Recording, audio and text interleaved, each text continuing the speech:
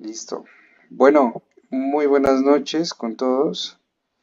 Estamos muy contentos porque este es el octavo tema que estamos revisando de los 9 temas propuestos para los refuerzos preparcial.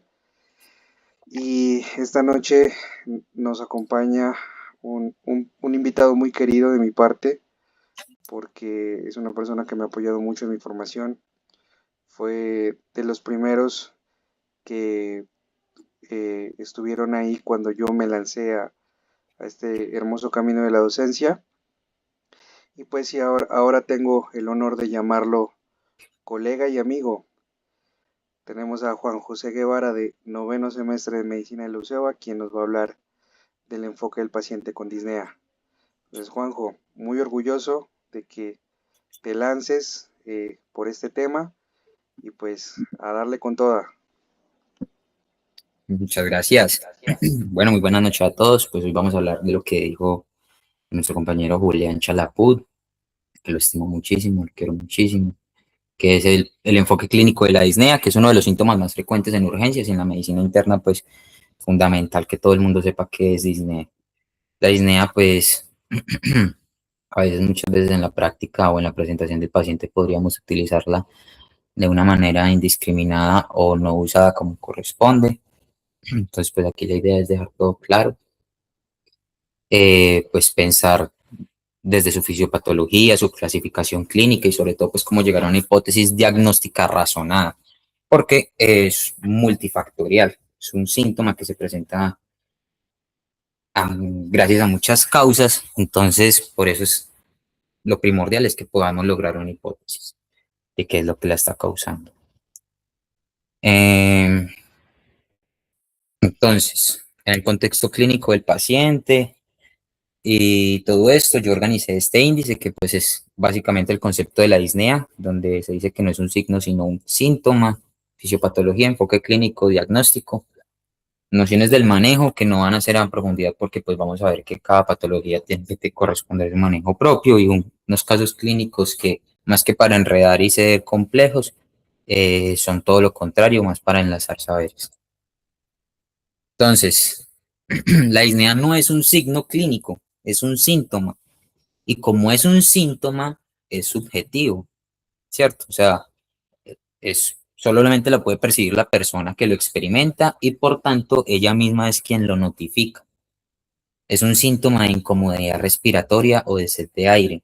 El paciente se siente ahogado, ¿sí? No es que necesariamente esté pasando por un proceso hipoxémico o hipercápnico, sino que el paciente refiere la sensación de que está ahogado, de que no está respirando bien, de que no le entra buen oxígeno, de que se cansa de más.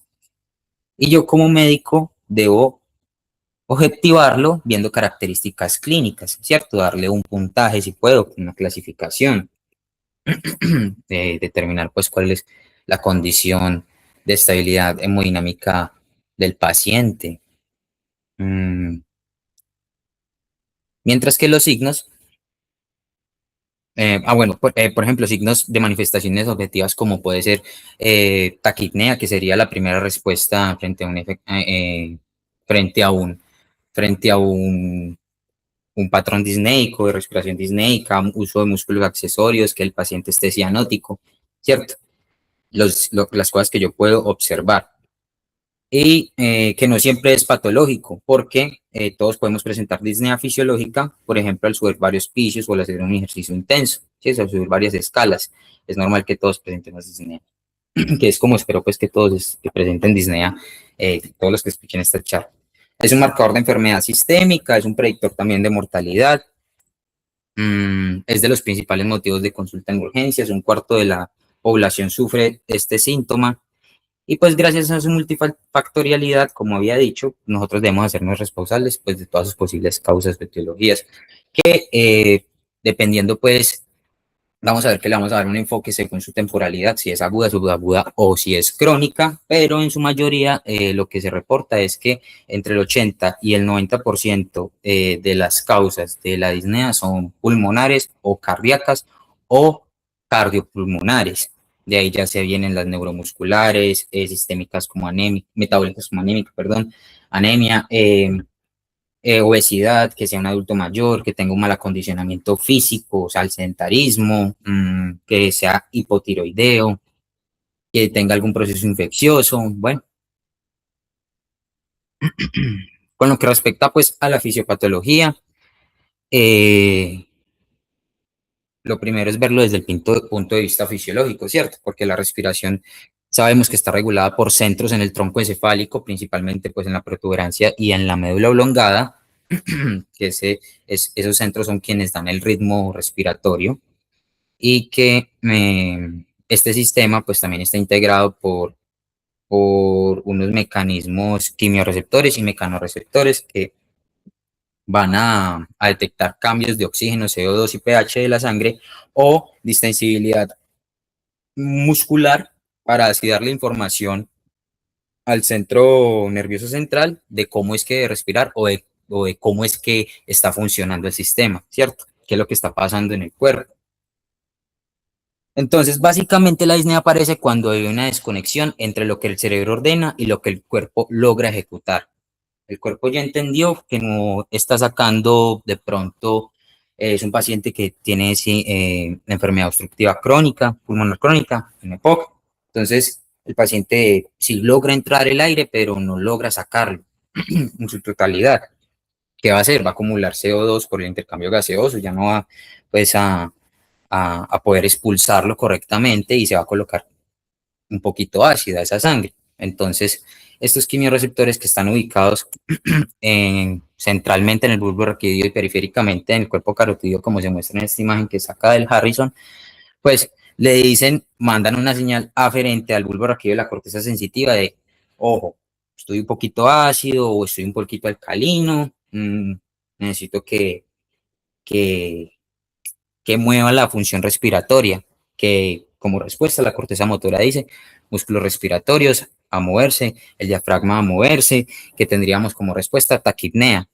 Y que además los mecanorreceptores que había dicho yo, que están, que miden o sensan disminución de distensibilidad pulmonar o de la pared torácica, van a ir también a la corteza sensitiva del bulbo raquídeo a decir, ojo, yo no estoy realizando una buena función motora, o hay algo que me está oprimiendo, o hay algo que no me deja moverme bien, y también se va a hacer pues en respuesta a que trabaje más.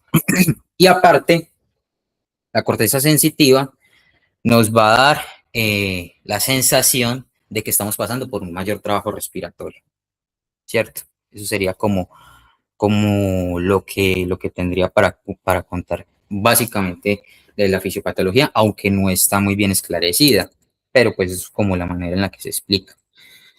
Otra manera, pues, que yo creo que es como muy práctica para entender la disnea en la clínica es que es más útil pensar en fenotipos que en diagnósticos específicos, ¿cierto? Entonces ya llegó el paciente disneico, vamos a ver qué tipo de disnea es la que tiene, qué características tiene esa disnea, viene acompañada de qué o qué, ¿cierto? Entonces, el fenotipo cardíaco, por ejemplo, el vascular, el metabólico que están en esta diapositiva, el cardíaco, vamos a ver que se caracteriza por signos de congestión, ¿cierto? Entonces, congestión como ortopnea, disnea paroxística nocturna, edema periférico en miembros inferiores, o sea, es clínicamente el diagnóstico de una falla cardíaca, ¿cierto?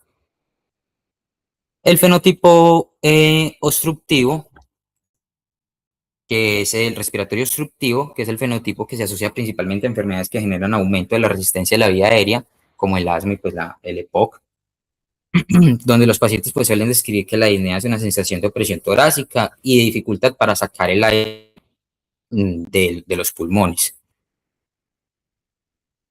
El restrictivo, que se observa pues en condiciones donde disminuye la distensibilidad pulmonar o de la caja torácica, ¿cierto? Enfermedades intersticiales, neuromusculares, una obesidad severa, pacientes que tienen mucha grasa en su región pectoral, tanto que cuando se acuestan se sienten disnéicos, que pueden también referir que tienen incapacidad de inspirar profundamente, ¿cierto? Que también es de movilidad del aire. El funcional y psicogénico, que es de inanocencia de alteraciones estructurales o funcionales evidentes, o sea, este ya es cuando ya descarté las demás cosas, o cuando identifique que el paciente a lo mejor es un poco ansioso, o que está pasando, o que la disnea se desencadenó por un evento estresante, ¿cierto? Con lo que respecta al vascular, se presenta pues con una disnea desproporcionada a los hallazgos clínicos. Eh, es de inicio súbito, se sospecha tromboembolismo pulmonar o hipertensión pulmonar. Y el sistémico o metabólico, que es cuando el pulmón no es el problema. O sea, el pulmón no está en el sistema respiratorio, sino que hay mayor demanda o transporte de oxígeno, como en la anemia o en la acidosis metabólica, ¿cierto? Entonces, eso es como maneras de pronto de la que podríamos irnos aterrizando frente a un paciente disneico. Mm, Con eso ya en mente, entonces el enfoque clínico de la disnea se basa en 5 preguntas claves, ¿cierto? Pues aquí en las diapositivas se escribieron como 1, 2, 3 pasos, pero básicamente son 5 preguntas clave. Paciente está grave, o sea, cuáles son los signos de gravedad que yo veo en mi paciente que me indiquen un compromiso vital inminente. Si está cianótico, si el paciente refiere que está disneico y ha tenido episodios de sincopales, si el paciente eh, está muy taquipneico, tiene mucha frecuencia cardíaca, o sea, más de 120, más de 30 respiraciones por minuto, todo esto, ¿no? El estado de conciencia, todo esto. ¿Es agudo, es subagudo o es crónico? Porque yo ya sabiendo la temporalidad de las cosas, ahí ya también me abro en los abanicos. Si es agudo, entonces yo ya tengo que comenzar a pensar en, bueno, el contexto del paciente. Es un paciente que vino por un trauma o un accidente automovilístico, entonces yo pienso en neumotórax, en tórax. Eh, si es agudo, también puedo pensar en tromboembolismo pulmonar, ¿cierto? Comienzo a cerrar más los diagnósticos. O sea Tu que, agudo, por ejemplo, es grave, o sea, nos vamos a, primero, dificultad respiratoria, ¿sí o no? sí, señor. Que es cuando uno va a la inspección, mira el uso de músculos accesorios, Claro, ¿sí? O los tirajes. o los tirajes, exacto. Y ahí es cuando metemos los criterios de inestabilidad hemodinámica, ¿verdad? Exacto, los criterios Listo. de... Entonces, más que todo, la taquipnea puede ser, pero sería más sensible el llenado capilar, ¿verdad? Claro, claro. Usted evalúa el llenado capilar porque a lo mejor entonces, si es un problema cardiopulmonar, entonces el paciente no está bien perfundido. Será pues, el llenado capilar es algo que es, evidentemente tengo que pedir. Y digamos en laboratorio, ¿qué podría yo evidenciar para, para notar que hay de pronto mala perfusión? ¿Qué podría pedir? Pues un llenado capilar mayor a 2 segundos equivale a un alza en el lactato. Lactato, exacto. Sí, pero se nos pasa un signo clínico que es objetivo también, el estado de conciencia. Estado de conciencia, Glasgow. Exactamente, Glasgow alterado. Entonces, eh, paso uno, es grave, signos de dificultad respiratoria y criterios de inestabilidad hemodinámica, ¿verdad? Ujú. Es listo. Es aguda, subaguda o crónica. Eso ya tiene que ver más con el tiempo de evolución, ¿cierto? Es correcto, es correcto. Listo, perfecto. Sigamos. Qué pena ahí por si de pronto fui muy enredado al explicarlo. Muchas gracias por la intervención. Es tal cual como dijo Julián. Entonces, si estuvo agudo, pues entonces podría yo estar pensando en un proceso infeccioso, ¿cierto? La neumonía. O si es crónico, entonces ya me voy a las enfermedades estructurales crónicas, descritas pues en el capítulo del Harrison, pues insuficiencia cardíaca, EPOC, asma, valvulopatías, hipotiroidismo. También es importante pensar en cosas que estén en la vía aérea, ¿cierto? Obstrucción de la vía aérea. Clasificación de la disnea. Ay, no me quiere cargar la imagen. En esta sí. Se carga, sí se ve. Sí, sí se ve. Bueno, esta es la tabla que aparece en el Harrison, que es como debería clasificarse toda disnea, ¿cierto? Y esta que no carga sería la clasificación de la NIJA, ¿ok? O sea, en casos de que Sí yo se ya ve, sepa profe. que es una... Sí ¿Sí se se ve. ve? Sí se ve. Ah, a mí me parece como que no se viese. En caso de que sea una disnea que yo identifique que es un fenotipo cardíaco, por ejemplo, que yo sepa que sea por insuficiencia cardíaca, yo utilizo la clasificación de la disnea, sirve pues para que lo sepan, pues, porque se utiliza todo el tiempo en la ronda, se lo preguntan, disnea grado, ¿qué? Bueno, entonces, esa para insuficiencia cardíaca. Esta, para en general, según la GOL, dice que un paciente no tiene ningún problema, ninguna sensación de disnea, excepto pues con el ejercicio extenuante, como lo habíamos dicho al principio. Ahora el número 1, grado 1 de disnea, donde hay disnea al caminar a nivel del suelo o subir una pequeña pendiente. O sea, el paciente a lo mejor va a referir que se cansa al caminar 100 metros, lo que equivale más o menos a una cuadra. El 2 es que camina más lento que las personas de edad similar a nivel del suelo, de la disnea, o necesita detenerse para descansar al caminar, y ahí pues el 3 que se detiene para descansar después de caminar 100 metros. Demasiado disneico para salir de su domicilio o disneico con actividades de la vida cotidiana como vestirse o desvestirse. Y entonces identificar patrones también. El patrón respiratorio, si hay alteraciones del patrón respiratorio, eh, de pronto pues yo pueda estar frente a un paciente que esté taquipneico, o por el contrario esté bradipneico, o que tenga periodos de apnea, que tenga una respiración de Kussmaul, que la respiración de Kussmaul pues que si bien es de mayor profundidad y rapidez, igual va a hacer que el paciente entre en un estado de acidosis, ¿me entiende? Igual se va a sentir ahogado, porque no está haciendo un correcto intercambio gaseoso, por el tiempo el que pasa el oxígeno en los alvéolos que no es suficiente, o el aire que entró nuevo. Entonces, identificar los patrones o el fenotipo sin duda hace que sea mucho más fácil crear la hipótesis diagnóstica. Cuando el paciente bueno, eso vamos a hablar más adelante en el diagnóstico.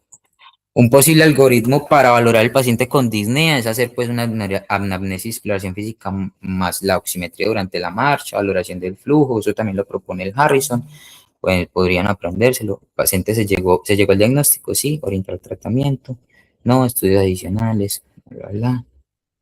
En la radiografía de tórax, que pues gracias a Dios es algo que pues siempre tenemos a la mano y que es como el que primer paraclínico se te manda, pero antes de mandar cualquier paraclínico siempre es esencial la anamnesis y la clínica. Entonces se le pide al paciente pues que describa la molestia con sus propias palabras, las características de ella. Entonces, paciente que se está ahogando y hace cuánto le está pasando para ubicarme en tiempo, ¿no? Ah, bueno, es grave, identifiqué. Si no es grave, entonces me da más tiempo de investigarlo, ¿cierto? Porque si es grave, le tengo que correr. Si es grave, tengo que mirar si le coloco oxígeno, gases arteriales, qué le está faltando al paciente, necesito desencharcarlo, perdónenme pues el término, o necesito pues colocarle diuréticos, qué necesito hacer con este paciente, porque se me descompensó, está pasando por algún proceso infeccioso importante. Listo. Una vez que yo sepa que no es grave, me voy frente a un paciente estable, entonces le pido que me explique hace cuánto la tiene, en qué posiciones o le da, porque recordemos que semiológicamente las posiciones pueden darnos mucha información de qué es lo que está teniendo el paciente. Si tenemos un derrame pleural y el paciente se acuesta, o un hemotórax, y el paciente se acuesta del lado del pulmón derecho, podemos encontrar que el paciente tendría una mejoría, una pericarditis, ¿cierto? Eh, que el paciente tiene ortopnea, pues estaríamos frente a un paciente posiblemente con falla. Entonces, las posiciones anatómicas en las que se presenta la disnea es muy importante. ¿Ceden o no ceden con la inactividad física? Porque algo que no he dicho hasta ahora y que ha sido muy grave, que también uy, qué lástima, es que la disnea es un equivalente anginoso, ¿cierto? O sea, un paciente puede llegar sin dolor de pecho, pero con sensación de ahogo y yo tengo que mandarle un electrocardiograma en los primeros 10 minutos, tengo entendido. Entonces, es muy importante pues que tengamos todo esto claro. Entonces, que lo agrava, que lo atenúa, eh, qué tanta actividad física tiene, requiere para que aparezca, si es que aparece con la actividad física, hay algún otro síntoma físico que haya relacionado con desde que se ahoga. Siente que a lo mejor los zapatos le quedan más apretados, señor, para ver si es que tiene edema de miembro inferior, o siente que de pronto el pantalón le queda más apretado, ¿cierto? La exploración física, entonces a la inspección, que yo vea un tórax simétrico, que yo no vea retracciones ni tirajes, que no vea, le tengo hacer, pero pues claro que eso es más pediátrico, mm, que yo no lo encuentre con fases álgicas o ansiosas, mm, porque pues la disnea es un síntoma muy incapacitante, es el segundo síntoma más incapacitante después del dolor, y a quien no le incomoda y no le asusta tener disnea, ¿cierto? Entonces es normal encontrar facies pues preocupadas. Mm, podría haber a la inspección ya bailes yugulares, quizás ingurgitaciones yugulares, si de pronto tiene algún reflujo eh, eh, eh, hepático, o alguna circulación colateral, ¿cierto? Comenzar a ver ese tipo de cosas. A la percusión, que yo sienta algún tipo de matidez en las zonas o en los pulmonares, en caso de entaponamiento cardíaco, que yo note a la auscultación los ruidos cardíacos como profundos o disminuidos, ¿cierto? Auscultación también de pronto en un patrón obstructivo tendría sibilancias, en uno restrictivo tendría estertores. Entonces, este tipo de cosas se hacen muy importantes a la hora de la exploración física, que es una psicología básica, pero que van a llevar al origen de la disnea. Imágenes de tórax, primordial, se valoran volúmenes pulmonares, pues, el, el, el índice cardiomegálico, que pues no se saca por la radiografía de tórax, pero se puede más o menos saber si el corazón está grande o no, y pues estudios de laboratorio. Con imágenes de tórax que nosotros sepamos, tenemos que tener en cuenta, ¿cómo hago zoom? ¿Así? ¿Muevo así o qué? Así. Bueno, aquí pues que podamos ver, identificar pues una proyección postero anterior que muestra engrosamiento de paredes bronquiales y opacidades intersticiales. La verdad de todo esto, esto lo hizo un radiólogo, de todo esto lo que nosotros tenemos que saber es que frente a este paciente, que es la radiografía de un paciente con una falla cardíaca, que vemos que está incrementado el índice cardiotorácico, que hay unas líneas Beckerli, que hay una efusión pleural, ¿cierto? ¿Qué podemos discriminar más entre estas dos radiografías? Que hay un aplanamiento diafragmático, ¿cierto? Que los espacios intercostales como que no están muy, ¿cierto? Como que aquí están más junticos que acá. Entonces ahí ya uno comienza a ver patrones radiológicos y uno dice, ah, listo, sí, estoy frente a un patrón. O, además tengo un antecedente, paciente con tabaquismo o que trabajaba en mina o trabajaba con carbón, con cal, cualquier cosa. Por el contrario, podría ser que es un paciente que tiene POC, tiene bulas y rompe una bula, tiene neumotoras. Entonces, por eso es muy importante las imágenes de tórax. Pueden orientar mucho el diagnóstico o darlo por completo. Eso sería también un EPOC con enfisema. Un electrocardiograma, porque perfectamente puede ser un STEMI o un infarto agudo de miocardio con elevación del ST, que en este caso pues estaría en la cara lateral. Y pues en cuanto a, ya después de que usted pasó por todo lo otro, que usted ya más o menos se centró y dijo, bueno, este paciente es cardíaco o es pulmonar o es metabólico o es psicogénico, ya podría usted comenzar con esa hipótesis clínica, comenzar a pedir un hemograma. Entonces un paciente es una mujer que está en edad reproductiva, ella indica que tiene una menstruación, digamos, un poquito,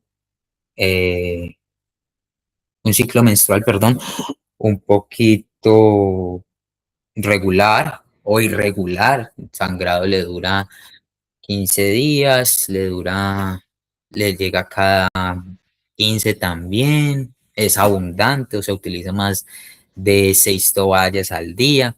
Entonces, ¿cómo se alimenta? Un patrón alimenticio más bien también como de prolar, no come mucha carne o mucho hierro, ni mucha proteína. Yo la veo y es una paciente que más bien tiene un índice de masa corporal por debajo del sano, ¿sí? O me dice que duerme muchas horas al día, ¿cierto? Entonces comienzo a decirme, pues, a lo mejor este paciente tiene una anemia o tiene fiebre, tiene mucha fiebre, la fiebre ya de por sí crea disnea, pues, hay alguna infección oculta, que no haya aún disparado una clínica completa. Eh, ¿Qué tal está la función ventilatoria? Es cardíaco, entonces por eso se pide la gasometría arterial para ver si hay una hipoxemia, hipercapnia o si hay un trastorno ácido-base. Entonces ahí hay otras cosas que tienen que saber, que es los valores normales de oxígeno y de CO2 en arterias y en venas, para qué sirven los gases arteriales, para qué sirve una gasometría venosa, que definitivamente no vamos a poder dar el diagnóstico de una hipoxemia por medio de una venosa, pero pues, también existe la gasometría venosa. El diagnóstico de hipoxemia sea menor a presión arterial de oxígeno del 60%. Ya comienza a ser de estudio menor del 80%, ¿cierto? Ese tipo de cosas.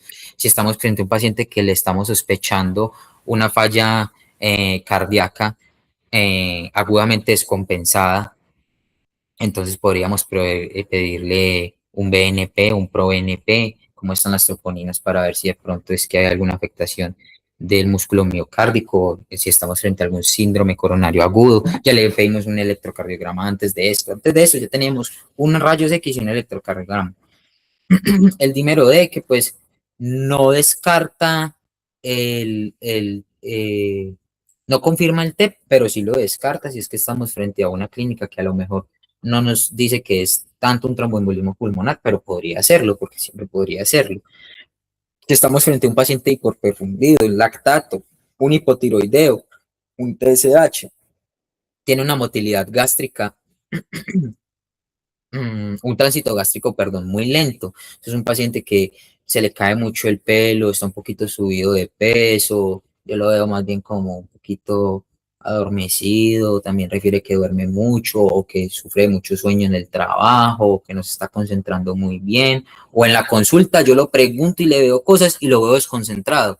A lo mejor es hipotiroideo, ¿cierto? Entonces, eso sería, entonces, el manejo a la curiosidad de cada uno, por así decirlo. Aquí tenemos una pacientica que tiene oxígeno. Las pastas se le agregaron porque a lo mejor es un proceso infeccioso. Porque notamos que estaba desaturada. A lo mejor es un proceso infeccioso, para la mujer puede ser un estado hiperosmolar por una descompensación de una diabetes mal controlada. Entonces hay que reponer bicarbonato, antes de reponer insulina, potasio, perdón, antes de reponer insulina, que mirar cómo está el bicarbonato, ¿cierto? Entonces hay que estabilizar si es necesario, identificar la causa principal, detectar comorbilidades y darle el manejo dirigido y estarlo reevaluando. Eh, lo más importante es que ustedes ya sepan más de qué sistema es el que está afectado y el que está generando el síntoma. Para el caso clínico número 1 tenemos que es un hombre de 72 años que tiene hipertensión, diabetes mellitus. No dicen hace cuánto tiene el diagnóstico. Sería muy importante saber hace cuánto tiene el diagnóstico porque pues tiene 72 años, pero quién sabe si hace de pronto poquito le diagnosticaron o la hipertensión o la diabetes. No importa, igual tiene 72 años y tiene dos enfermedades muy importantes, ¿cierto? Ya son 3 factores de riesgo muy importantes. Consulta por disnea progresiva de 2 semanas. Una disnea crónica es después de las 4 semanas o el mes, o sea que esto sería agudo. Refiere que ahora necesita 3 almohadas para dormir y despierta en la noche ahogado. Al examen físico, yo tengo una tensión arterial de 160/90, frecuencia de 105, cardíaca, saturación de 91, crepitantes bivasales, y además miembros inferiores. ¿Qué tipo de disnea es? ¿Cuál es el diagnóstico más probable y qué pediría primero? No sé cómo vayamos a hacer. De pronto en el PQRS, preguntas, quejas, reclamos y sugerencias en la caja de comentarios. Y el caso número 2, mujer de 45 años, antecedente de cirugía una cirugía, no sabemos cuál, hace 10 días, consulta por disnea súbita, más dolor torácico tipo pleurítico. Entonces aquí ustedes comienzan a pensar cuáles serían las complicaciones de un posoperatorio de cualquier paciente, porque todas las cirugías tienen o sea, un riesgo, ¿cierto? Y hay complicaciones después de cualquier cirugía que depende pues también de una intervención mayor, pues va a haber mayor compromiso pronto coagulativo, entonces ahí ya les dejo un tipcito. Dolor torácico tipo pleurítico, disnea súbita, o sea, agudísimo, y al examen físico, frecuencia cardíaca 120, saturación por debajo de 90 y radiografía de tórax normal. No se identifica nada raro. ¿Qué diagnóstico de relevancia tiene? ¿Qué examen se le pediría? También puede ser. Y ya, Dejémoslo que lo pongan en la caja de comentarios. lo ¿Vale? mismo. PQRS abajo en la caja de comentarios. Y ya, Excelente. eso sería todo. Muchísimas gracias a todos por ver. Yo fui Juan José y espero que esté claro cualquier recomendación, siempre abierto y desde la mayor humildad. Muchas gracias. Dios los bendiga. Bueno, muchísimas gracias, Juanjo. Siempre es un gusto y un honor tenerte en estos espacios, porque tú eres la evidencia mía de que se puede hacer las cosas de buena manera, se puede crecer en esta carrera y pues se puede apoyar a muchos más estudiantes. Antes de irnos, dos cositas muy puntuales. Aparte de lo que dice Juanjo de los casos clínicos que hay que resolver en la caja de comentarios, yo también tengo dos tareas que son, primero, pues identifiquen cuáles son las causas de disnea cardíaco, no cardíaco, ¿sí? Y la segunda, dígame causas de disnea de origen metabólico. Eso, entonces, gracias Trastornos Juanjo. ácidos, base, delicioso pulmón y riñones. No, es que hay Sí, mucha cosa, la verdad es que hay mucha cosa que es, o sea, para usted hacerlo en un video que sea digerible de media hora, porque es que si no podríamos hacer perfectamente uno de 1 hora explicando todos los fenotipos, pues por qué pasa, ¿cierto? O los desequilibrios, o pues explicar un poquito de la falla, o explicar un poquito del TEP, o el manejo de cada unito, o más de síndrome coronario, pero pues no, todo se define a encuentre la causa. eso, exacto. Mire cuál es el sistema que está afectado. Listo. Excelente, Juanjo. Muchísimas gracias. Listo.